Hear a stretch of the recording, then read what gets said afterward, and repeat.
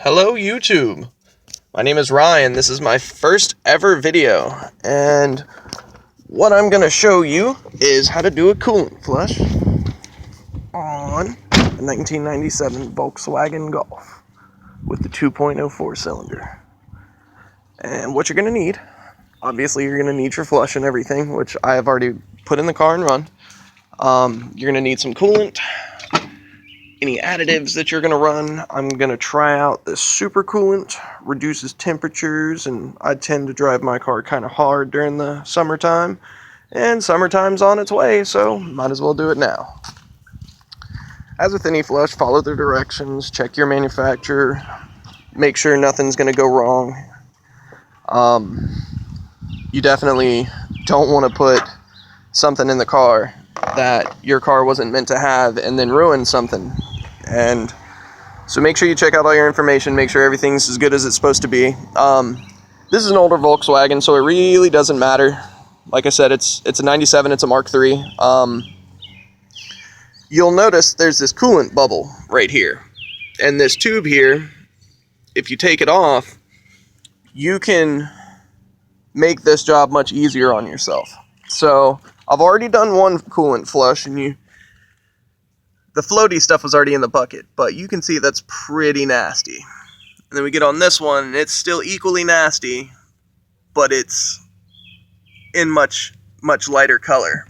It was running really clear as I was doing this. Here we have a fresh bucket. We're going to sit this as close to right here as we can. Well, the lid's going to cooperate. I don't think it's gonna. That's alright. What do we have back here that's kind of, that'll work.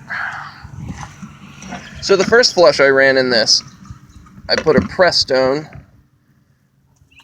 flush in this here. Whoops. Ran this in the car for about 3 weeks. I know that sounds extreme, but I did just put an engine in the car a couple of weeks ago, and it had sat for a very, very long time. And unfortunately, I was very pressed for time to get the engine in the car.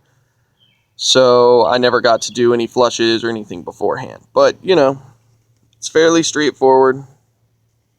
My camera's, there we go. I've done, like I said, 3 weeks on this, and it was some pretty nasty looking stuff. Well, I flushed it all out, and then I put this in, and I've run the car for about a half an hour. I don't feel like it would need too much longer than that. But I'm going to try this one. Blue Devil is a pretty reputable company. They make the head gasket sealer that a lot of people I know swear by. So I guess we're going to see. See, the coolant's really nasty looking again. So I've probably kicked and stirred everything up.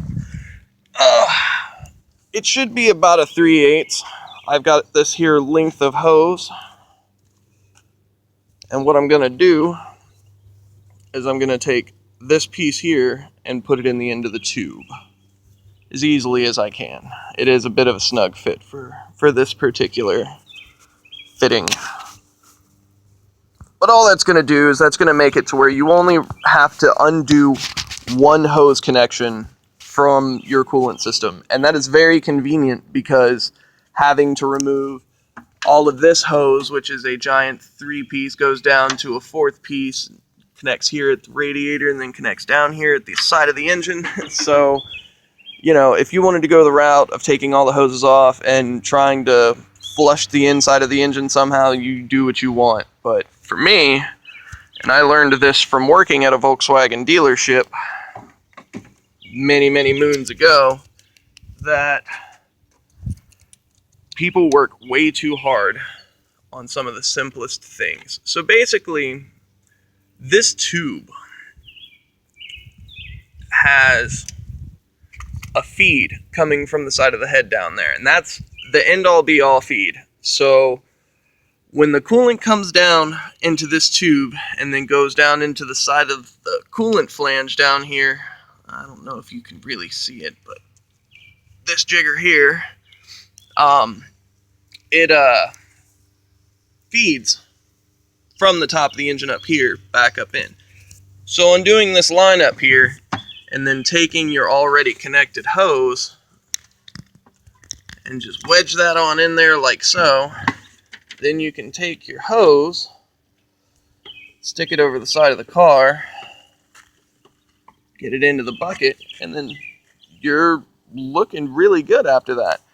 So then you're going to need some water, which I have here. For me, because you have to constantly feed it, so that requires either a water hose or something of the sort. I don't see the need to have multiple things going on. So I just take this here, spill a little bit, thank goodness it's just water, and then boom. Now it's going to work just like the drink cooler in the teacher's lounge or your workspace, your break time, and you just start the car. It's easy. It's good to have the AC on. It makes the cooling fans come on, so just in case you do end up not having it run smoothly and something comes up and it starts to overheat a little bit, the cooling fan constantly being on will kind of help try to fight that. And for any flush, you're supposed to remove your thermostat. I removed my thermostat months ago, right towards the very middle of wintertime, and so I didn't have to worry about that step. But you know, it would be good to keep an eye on things. And, you know, trying to hold a water hose without some special attachment or something like that you could attach, which idea for any inventors, you can't just stand there and hold the water hose. And yes, you know, theoretically, as long as everything's working the way it's supposed to and you're keeping a solid amount of water into it, the engine should never overheat. But it's a car. Really weird things can happen. And I'm sure anyone that has owned a car has gotten that random repair pop up, and it's just like, wow. I don't feel like I've ever heard of anyone ever having this issue before. But anyway, if you look out the window, see if I can get in there pretty good. See the little water bubbles? The engine's running, and I can just sit here, enjoy the AC on a hot day, and just monitor my gauge, wait for the bottle to, you know, drain out, which takes a while on this car. It does take a fair amount of time. Video's only going to be 10 minutes long, but that's because the flush is going to take like 30 minutes, maybe even 40 minutes, just because of how slow the cooling system in these engines works sometimes.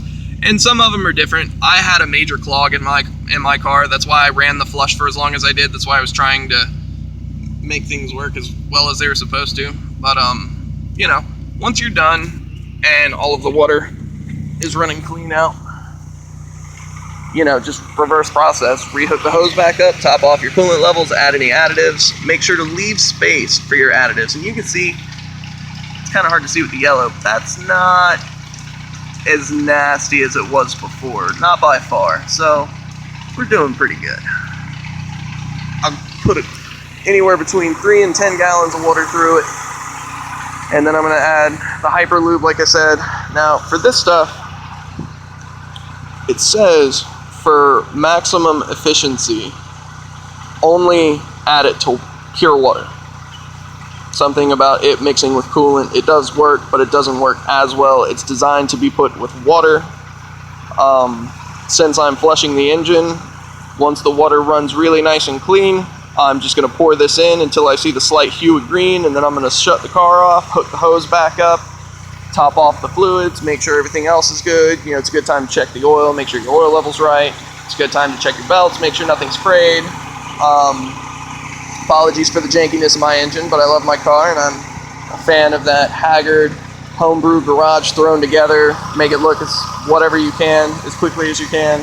So, you know, it's a work in progress, but I guess based on how this video goes, if anybody likes it, I'm going to continue to post little videos of things that I'm going to do to the car in the next couple of months. And if I happen to get something of a following and fans, and I can get some direction, I'm looking for suggestions of things to do. I'm thinking possible rear mount turbo, where I've actually got the turbo sitting out like in this area somewhere so everyone in the world can see it.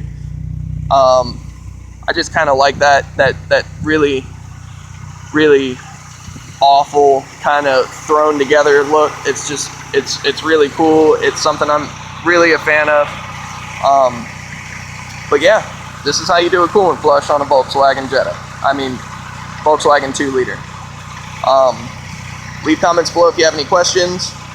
If you want to see something specific, you know, leave a comment, subscribe if you like, and I'll hopefully get better at this video thing. I'm sorry if it's awkward and I'm talking and rambling. This is my first video ever, and I've got the inspiration from a couple of YouTubers, you know, Goodzilla, a couple other people. It's really good stuff. Thanks for your time if you've watched this far, and I hope to see you again. Bye-bye.